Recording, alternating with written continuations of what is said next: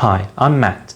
Today's video lesson is about using much and many in questions. We use much and many to find out the quantity of something. So let's learn more about this topic together. I'm in the kitchen now. Let me check the amount of sugar and apples before I go shopping today. How many apples are there? There aren't many apples. How much sugar is there? There isn't much sugar left. Let's look at these sentences and focus on the underlined words. In the first question, many is used with how. It says how many, followed by a plural noun, apples. In the response, many is used with a plural noun, but the sentence is in the negative form.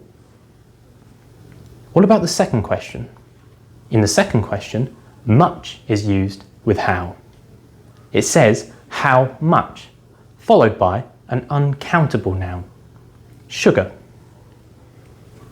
So, what's the difference between much and many?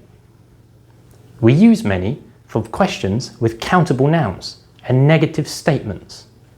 You use much for questions with uncountable nouns and also negative statements. Let's look at some examples. How many books are on the table? How much milk should I buy? Let's move on. How do you make questions with much? Let's take a look at the example from before. How much sugar is there? In the example, the question word how goes first, followed by much. After that is an uncountable noun. You can use much in negative statements. Let's look at some examples. How much tea is in the teapot? There isn't much tea left. How much time does it take to get to work? About an hour and a half. How about many? How can you make questions with many? Let's come back to an earlier example. How many apples are there? In the example, the question word how is first, followed by many. After that is the countable noun. You can also use many in a negative statement. Let's look at some examples. How many pens do you have?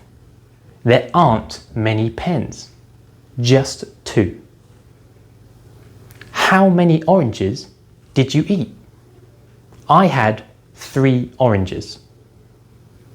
Now you can use much and many to make questions with uncountable and countable nouns.